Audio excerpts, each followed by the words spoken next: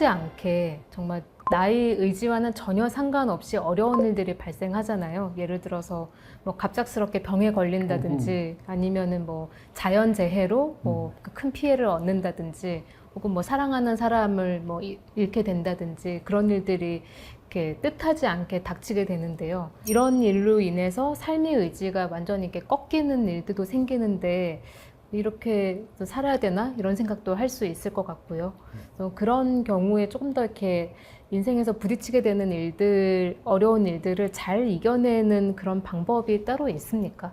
따로 있는 게 아니라 그거는 각자가 다 갖고 있어요. 자기가 몰라서 그러지. 몰라서 그렇다고요? 습관이라는 것이 뭐냐 하면은 어떤 새로운 일을 부딪혔을 때 어떻게 해결할까? 해결됐어요. 또 두 번째도 해결됐어요. 요게 자꾸 모이면 습관이 되는 거예요. 근데 전혀 생소한 게 오면은 그것 가지고는 해결이 안 되잖아요. 그러니까 우리가 불안해지는 거예요. 그래서 각자 나름대로 그 의식은 않지만은 사람이 사는 목적은 뭐냐면 서바이벌이야. 살아남기 위해서 모든 행동이 죽으려고 이 세상에 태어난 건 아니잖아요. 죽는 거는 자연의 이치 때문에 우리가 죽어버리는 거지. 그 기왕 살려면 잘 살아야지. 환경에 어떻게 적응을 해야 잘 살아갈 수 있을까? 자기도 모르게 그런 습관이 붙어버리는 거예요. 근데 이제 그 습관을 가지고 살아갈 수 없을 때 우리가 불안해지는 거예요. 근데 좀 더 이렇게 잘 이겨낸 사람들이 있고 잘 이겨내지 그럼요. 못하는 사람들도 있잖아요. 그 뭐 어떤 차이점 때문에 그런 차이가 벌어지는 건가요? 우리말에 이런 게 있죠. 물에 빠져서 지푸라기라도 잡, 응? 그게 묻혀버리는 사람은 지푸라기를 안 잡는 사람이고, 거기서 어떻게든지 헤어나는 사람은 지푸라기를 잡은 사람이고. 이 지푸라기라는 게 그게 조그마한 건데 어떻게 사람을 살리고 죽이는가? 지푸라기가 모티브가 된다는 거예요. 잡는 사람과 잡지 않는 사람 차이가 그거예요. 나는 어떤 걸 가지고 극복을 했느냐 하면은 내가 생소하게 부딪히는 일이 있어. 지금 내가 시력이 나빠진 게 이런 것도 뭐 마찬가지지만 여러 가지 나한테 이제 그런 고통스러운 게 닥쳤어요. 그 닥친 상황을 나는 인정을 해요. 근데 보통 사람은 그걸 거부를 합니다. 내한테 왜 그런 게 있어? 아니야. 이렇게 거부를 하거든. 거부하면 대책이 없어요. 직면을 해버리고 그걸 인정을 해버리면 방법이 생기죠. 그래서 내가 찾아낸 단어가 그럼에도 불구하고 온 건데 뭐 어떡해. 사람이 그런 말 하지. 이건 일어날 수도 없는 일이고 일어나서도 안 되는 일입니다. 이런 소리 하는 사람이 많아요. 일어났다. 그래서 너는 어떻게 하면 좋을까? 이래야 생각이 나는 거지. 일어날 게 아니다. 자꾸 거부를 해보면 대책이 나올 수가 없잖아요. 인정을 하면 살아날 구멍이 생기는 거예요. 차이는 그것밖에 없을 것 같아. 모든 사람이 지푸라기를 잡느냐 놓느냐. 다음 질문은 넘어가 보겠습니다. 나이 들에 따라서 직면하게 되는 여러 가지 어려움 중에서 외로움 부분이 굉장히 크다고 알고 있습니다. 그래서 영국 같은 나라는 고독부, 이걸 외로움부라고 해야 될지 모르겠는데요. 그 정부 차원에서 그런 부처를 아예 만들어가지고 국민들의 정신 건강을 이렇게 좀 많이 관리하고 있다, 그런 이야기도 들은 적이 있습니다. 근데 교수님께서는 이 책에서 외로울수록 다른 사람한테 관심을 가져야 된다, 또 이렇게 쓰신 부분이 있더라고요. 근데 다른 사람에게 관심을 가지는 게 나한테 어떤 긍정적인 영향을 주나요? 어릴 때는 실감하는 게 아니에요. 잠깐 그렇게 고독한 거 비슷하다가 없어지는 거지. 그러나 나이가 많아지면은 그 고독이라고 하는 것은 다음은 낭떠러지예요. 이제 이 세상에서는 없어지는 거니까. 얼마나 허무하겠어. 얼마나 외롭겠어. 그러나 기본적으로 사람은 이 세상에 태어날 때부터 고독한 거예요. 네, 그렇게 고독해도 다른 사람한테 관심을 가지는 게 본인한테는 도움이 많이 그래서 되나요? 이제 다른 사람한테 관심을 가져라, 뭐를 가져라, 뭐 이런 얘기를 하는데 그거는 순간적인 정상을 약간씩 없애주는데 도움이 되는 거지 근본적인 걸 해결할 수는 없다 그 얘기예요. 그거는 죽음이 네, 있는 네. 한은 할 수 네. 없어요. 예, 그런 고독감을 잊기 위해서 우리가 하는 행동들이 많아요. 사회 봉사하는 사람들도 많죠. 네네. 그 봉사 자발적이고 뭐 얼마나 좋아요, 남을 위해서. 그것도 이제 우리가 정신분석적으로 이렇게 분석을 해보면 자기가 고독하기 때문에 끈을 갖다가 거는 거예요. 봉사를 받는 사람이 오셔서 너무 감사합니다. 기분도 좋고 되돌아오는 게 있잖아요. 봉사라는 것은 내가 주면은 되돌아오는 게 있어요. 그게 뭐 물질적인 게 아니라도 아이고 고마워 울면 좋은. 그러니까 고독을 잊을 수가 있는 거예요. 고독이라고 하는 것은 누구에게나 있지만은 그것을 해결하는 방법은 각자 다 달라요. 갖고 있어요. 자기가 그걸 모른다 뿐인 거지. 그러면 이제 내 얘기를 해보면 당신은 뭐 왜 책을 그렇게 많이 쓰고 말이죠. 유튜브 같은 데도 많이 나오고 노익장 좋은 소리로는 그렇게 하는데 아니에요. 그렇게 함으로써 고독을 잊으려고 하는 거예요. 선생님하고 나하고 지금 대화하는 게 난 제일 즐거워요, 지금. 이게 끝나더라도 이 즐거움이 얼마간은 가는 거예요. 하루 이틀은 가는 거예요. 없어질만 하면 또 이게 생기는 거예요.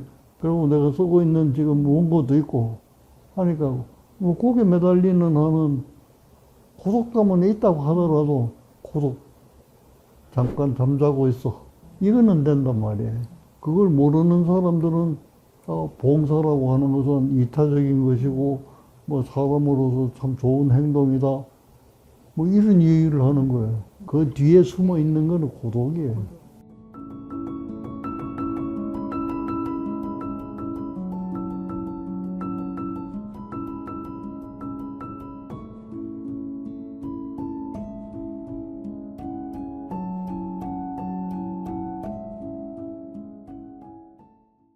근데 봉사활동 이야기가 나와서 그 은퇴한 다음에 그 봉사활동을 하시는 분들이 많이 있지 않습니까? 그 교수님께도 사실 오랜 세월 동안 그 네팔에서 봉사활동도 많이 하시고 그러셨는데요.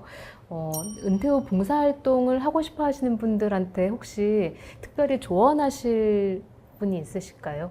네팔에 계속 봉사를 가다가 보니까 나는 약을 짊어지고 가서 무의촌에 가서 환자를 봐주고 나는 혜택을 주는 거라고만 생각했어요. 가만히 생각하니까 거기서 봉사자들이 엄청 많이 나와요. 내 혼자 약을 아무리 좋은 걸 짊어지고 가더라도 환자가 안 모이면 누구한테 주나요? 환자는 그냥 모이나요?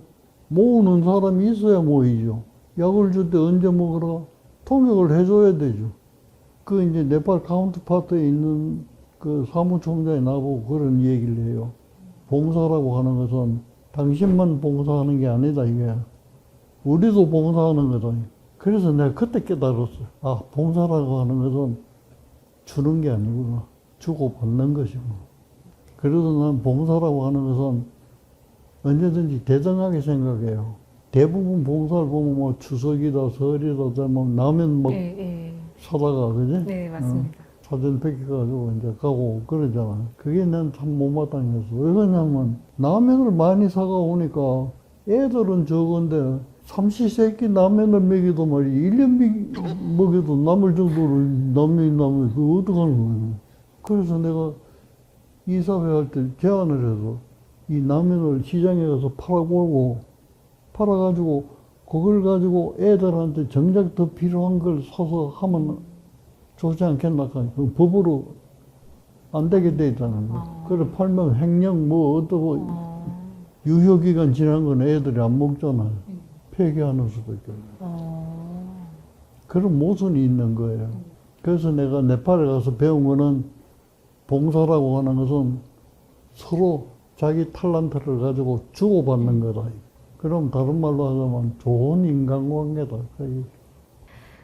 교수님 모습을 저희가 이제 유튜브에서 굉장히 많이 찾아볼 수 있는 것 같거든요. 네. 이것도 그 기술의 발전으로 인해서 이런 혜택이 가능한 것 같은데 근데 유튜브에서 교수님의 모습을 많이 볼 수 있는데 저는 그 중에서 가장 눈에 띄는 게 교수님이 채널이 따로 있으시더라고요. 아, 그래서 그래서 이근유 스튜디오라는 이름으로 채널이 음. 있는데 네, 손자분이랑 같이 협업하신 거라고 들었거든요. 그래서 그런 협업 작업은 어떠셨는지 좀 궁금합니다. 그 외손자하고 했어. 외손자랑 같이. 걔는 이제 20대니까 청년이잖아요. 걔하고 얘기하면 즐거워요.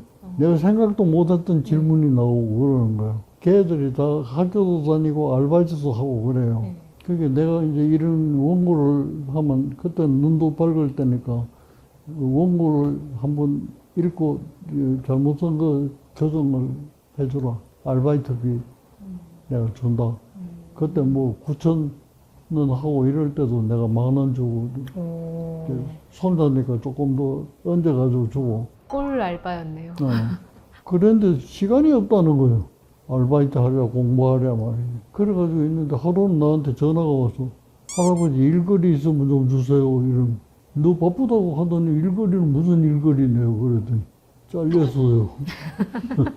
그 코로나 시작할 때 그때 이제 알바이트도 다 잘리고 그러니까 그 말을 들으니까 가슴이 너무 찡하더라고요. 내 외손자 하나가 아니잖아요. 청년들이 다 그런 형편에 놓인 거야. 그래가지고 오라고 그래서 이거는 아르바이트가 아니다.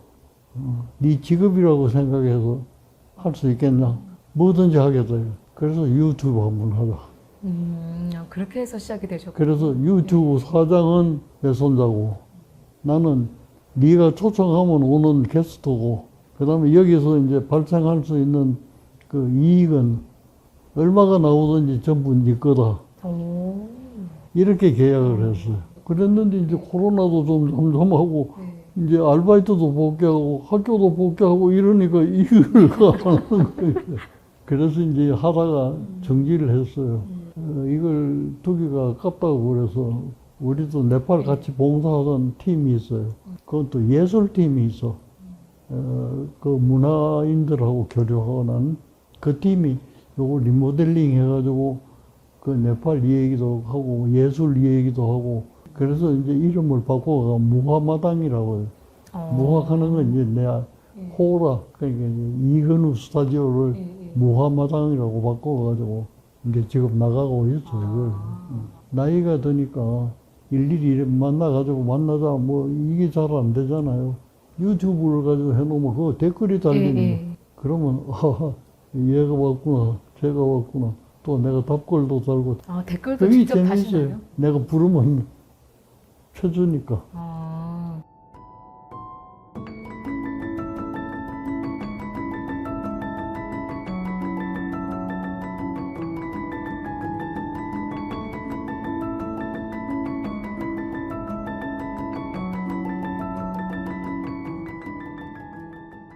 그 가족 이야기가 나와서 이런 것도 한번 여쭤보고 싶은데요. 보통 상속으로 인해서 형제들이 싸우고 이런 경우도 굉장히 많은 것 같더라고요.